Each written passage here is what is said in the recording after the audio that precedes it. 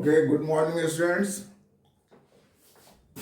चलिए हम लोगों ने पहले कहा था कि इलेक्ट्रोकेमिस्ट्री शुरू करेंगे, लेकिन बहुत सारे बच्चों का कमेंट आया कि सर मुझे बायोमोलिक्यूल्स पहले पढ़ा दीजिए, क्योंकि हमारे स्कूल में भी सिलेबस कंप्लीट नहीं हुआ है और प्री बोर्ड खत्म हो गया। तो इलेक्ट्रोकेमिस्ट्री तो हमने किया हुआ है, तो बायोमोलिक्यूल्स सर कर दीजिए। तो क्योंकि ज़्यादा बच्चों का कमेंट है बायोमोलिक्यूल्स के लिए, इसलिए हम बायोमोलिक्यूल्स पहले कर रहे हैं, फिर उसके बाद हम इलेक्ट्रोकेमिस्ट्री कर देंगे। राइट, तो आज शुरू करते हैं बायोमोलिक्यूल्स। राइट, हम इसको अलग अलग चैप्टर में क्लास में कंप्लीट कर पाएंगे, एक ही क्लास में तो होगा नहीं, इसलिए हमने इसका नाम दिया है part A, part B, part C, ऐसे करके। तो पहला क्लास है फर्स्ट पार्ट ए। तो पहले आते हैं कि बायोमोलिक्यूल्स होता क्या, what is the meaning of biomolecules. Biomolecules का डिफिनेशन क्या है? तो कह रहा है मॉलिक्यूल्स, क्या नाम है पहले मॉलिक्यूल्स, और फिर उसमें लगा हुआ बायो, यानी कि ऐसे कंपाउंड्स। कैसे कंपाउंड? जैसे मान लो ग्लूकोज है, तो ग्लूकोज हमारे लिए जरूरी है, हमारे लिविंग के लिए जरूरी है, एनर्जी मुझे चाहिए, लेकिन वह लिविंग नहीं है, तो खुद लिविंग नहीं है लेकिन लिविंग को हेल्प करता है। तो बायोमोलिक्यूल्स का डिफिनेशन हो जाएगा those non living compounds which are essential for the living. For what purpose? For the energy, for the maintenance, for the growth, for the treatment, for the reproduction. Right? ऐसे सारे काम के लिए जो काम आते हैं केमिकल्स, उसको हम बोलते हैं बायोमोलिक्यूल्स। तो क्या डिफिनेशन लिखेंगे? Those non लिविंग, जनरली हमारा ऑर्गेनिक कंपाउंड होता है, इसलिए ऑर्गेनिक भी लिख देते हैं, living organic compounds which are essential for the living to get energy, that is structural material. जैसे कि आप जानते हैं पेड़ पौधे का जो तना होता है वो क्या होता है? सेलुलोज, है ना, cellulose. Right, that is growth, right, or maintenance or reproduction,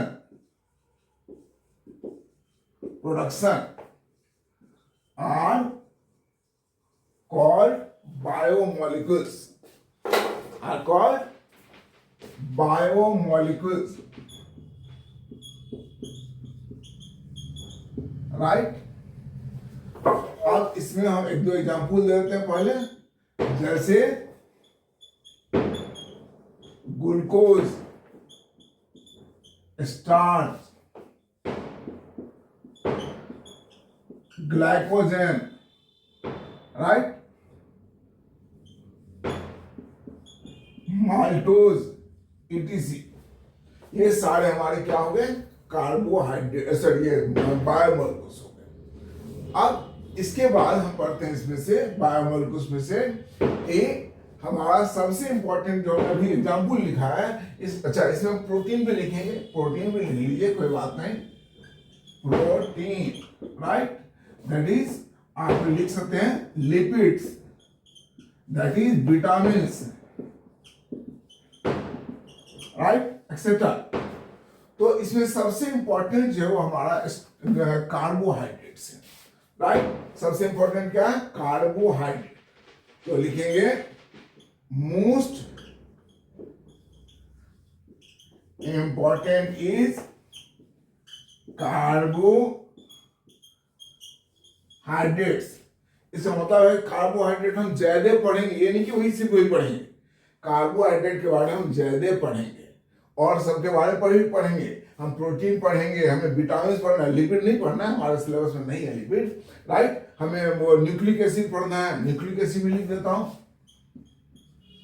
nucleic acid. तो सबसे ज्यादा इंपॉर्टेंट है कार्बोहाइड्रेट। तो अब पढ़ते हैं कार्बोहाइड्रेट क्या होता है।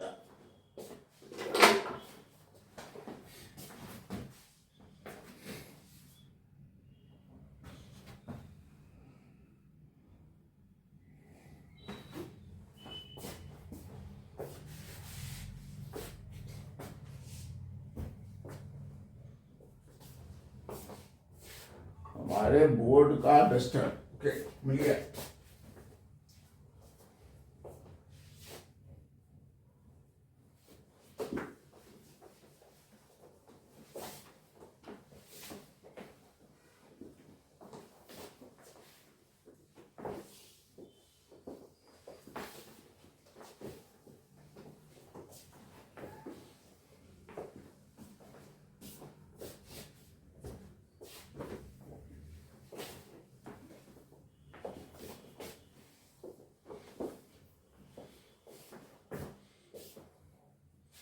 तो पहला पॉइंट है आपका है कार्बोहाइड्रेट्स। देखो अब हम लोग कार्बोहाइड्रेट की बात कर रहे हैं, तो जैसा कि नाम से पता चल रहा है carbohydrate means hydrate of carbon is called carbohydrate, right. तो ओल्ड डिफिनेशन क्या हो गया, दैट इज ओल्ड डेफिनेशन किसका किसका बोलिए, old definition of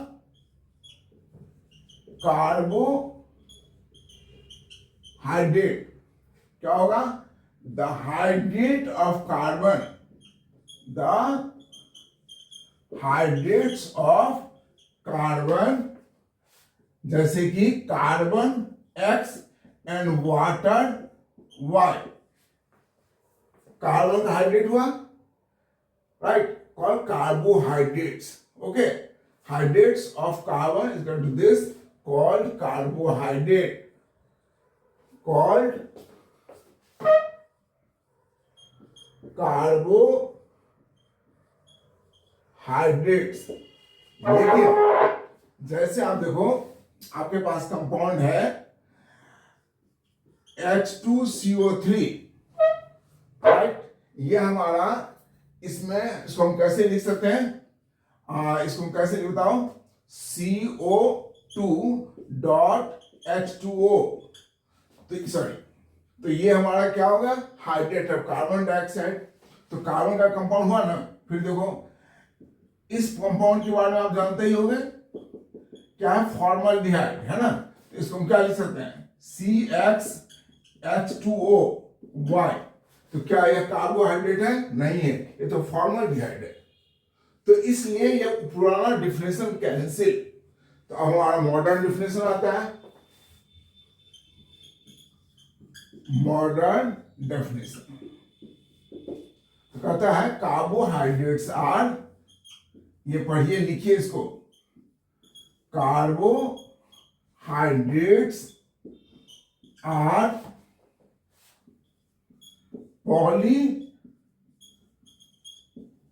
polyhydroxy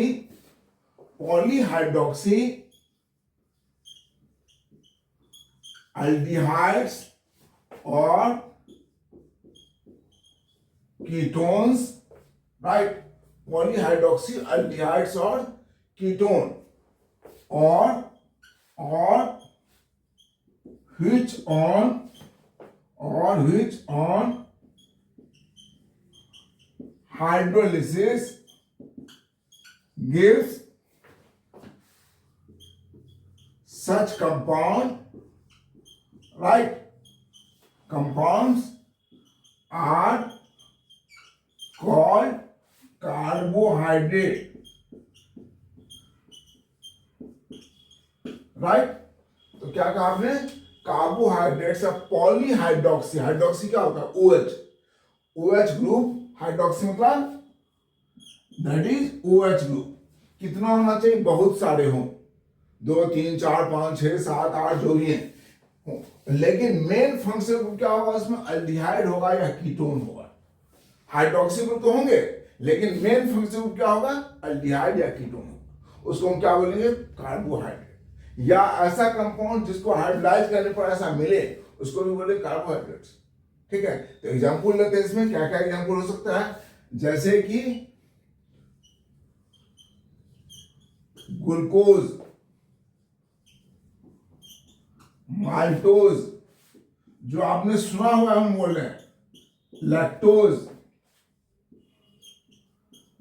starch, etc, they all are carbohydrates. आइए, एक कार्बोहाइड्रेट कितने टाइप के होते हैं तो देखते हैं।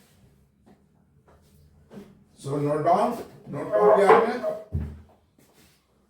जल्दी जल्दी नोट करो रमेश, तो हाथ स्लो चल रहा है, तो चलो।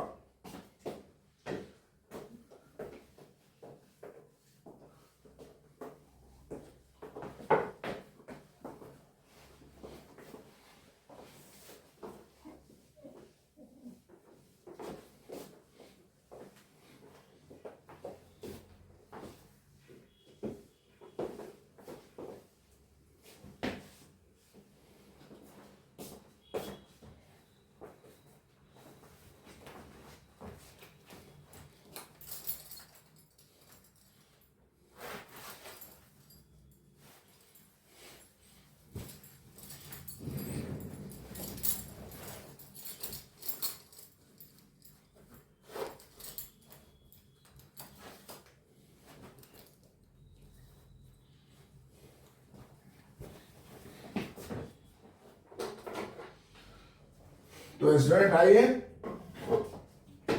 कार्बोहाइड्रेट्स हमारे तीन टाइप के होते हैं।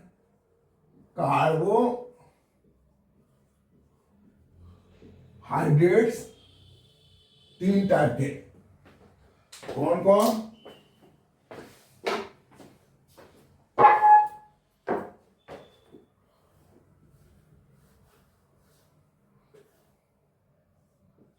That is oligosaccharides. पहला क्या हो गया हमारा, मोनोसैकेराइड्स, दूसरा ओलिगोसैकेराइड्स, एंड तीसरा पॉलीसैकेराइड्स।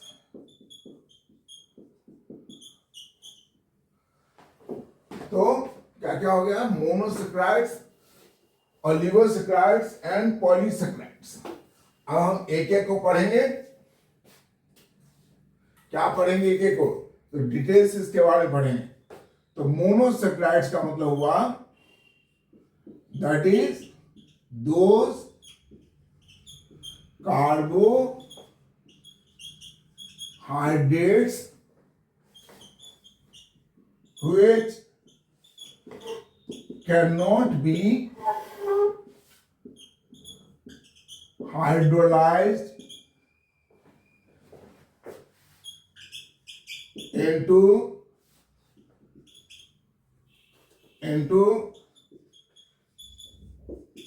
a smaller unit, जो छोटे यूनिट में हाइड्रोलाइज नहीं कर सकते हैं उसको बोलते हैं हम लोग दैट इज मोनोसैकेराइड्स। अब इसमें कौन कौन एग्जाम्पल आ जाते हैं मोनोसैकेराइड में, दैट इज ग्लूकोज,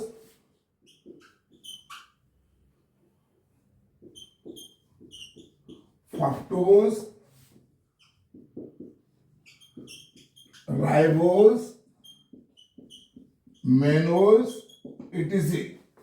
ये हो गए सारे हमारे क्या हो गए, कार्बोहाइड्रेट। तो मोनोसैकेराइड्स क्या हो गया, वो कार्बोहाइड्रेट जिसको हम लोग स्मॉलर यूनिट में इसको हाइड्रोलाइज नहीं कर सकते उसको बोलेंगे मोनोसैकेराइड्स। आर क्लियर, नोट करो जल्दी से।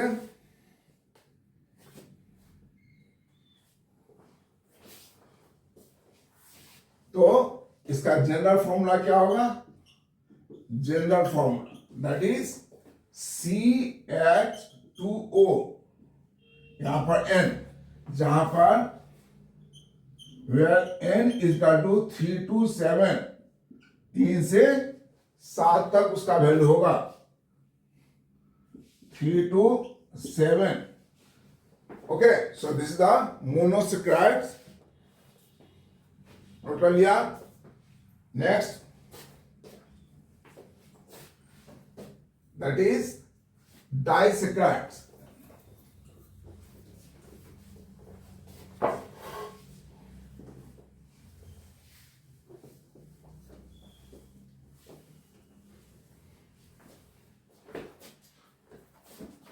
तो हम लोग पढ़ना क्या है नेक्स्ट, दैट इज डाइसेक्राइड. नहीं, क्या पढ़ना है, oligosaccharides.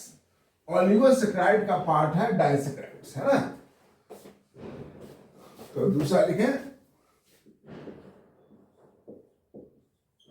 Oligosaccharides.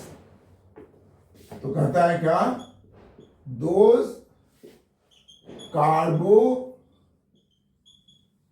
carbohydrates which on hydrolysis gives 2 से लेकर के 10, 2 to 10 monosaccharides are called ओलिगोसैकराइड्स. ऐसा कार्बोहाइड्रेट जो हाइड्रोलाइज करने पर 2 से लेकर के 10 तक मोनोसैकराइड दे, 2 मॉलिक्यूल दे, 3 दे, 4 दे, 5 दे, जितना भी दे, 10 तक, उसको क्या बोलेंगे हम लोग, दैट इज ओलिगोसैकराइड्स. ठीक है. अब इसमें एग्जाम्पल क्या क्या हो गया, तो एग्जाम्पल हम इसमें ज्यादा नहीं पढ़ेंगे, बस एक ही एग्जाम्पल पढ़ेंगे, दैट इज डाइसैकराइड्स. तो हम लोग इसमें पढ़ेंगे, क्या लिख भी लेता हूं, we have to study only disaccharides. सिर्फ डाइसैकराइड्स पढ़ना है. तो आप कहोगे सर डाइसैकराइड्स का डेफिनेशन बता दीजिए. ठीक है,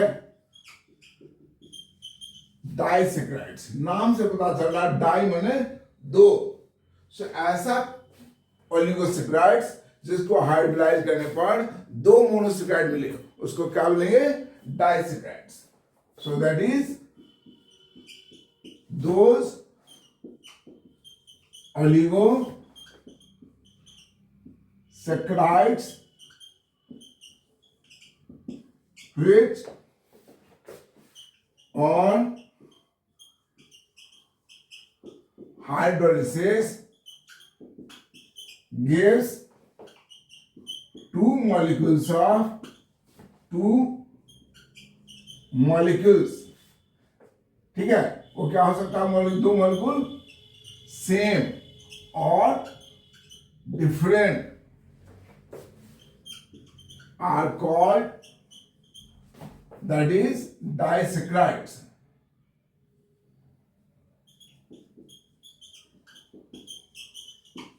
इसमें एग्जाम्पल हमें क्या क्या पढ़ना है, हमें पढ़ना है डिटेल्स में. क्या क्या पढ़ना है, ये पढ़ना हमें माल्टोज, सबके बारे में डिटेल्स पढ़ना है. दूसरा दैट इज सुक्रोज. तीसरा लैक्टोज. ये तीनों के बारे में हमें पढ़ना है कि ये क्या होते हैं, इनका स्ट्रक्चर कैसा होता है, फॉर्मूला क्या होता है, और प्रॉपर्टी छोटा मोटा क्या होता है. राइट. तो ये हमने पढ़ा ओलिगोसैकराइड्स. नेक्स्ट नोट कीजिए जल्दी से, महिमा नोट करो, वाणी नोट कीजिए.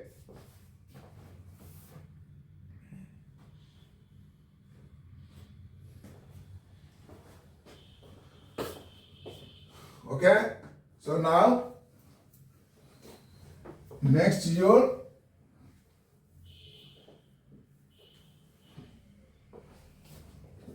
polysaccharides.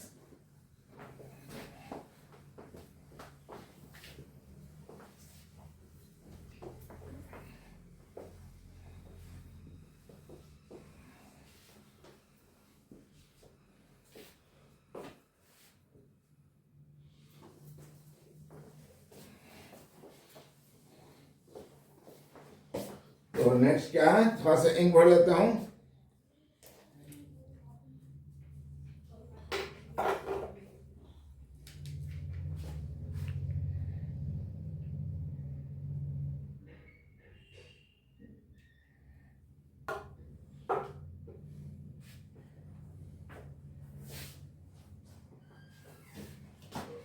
तो नेक्स्ट है ये, दैट इज तीसरा क्या है, पॉली सैकराइड्स। तो कहता है क्या, those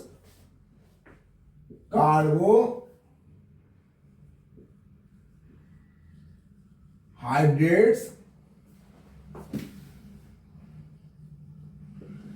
which on hydrolysis gives more than 10 monosaccharides, more than 10 monosaccharides are called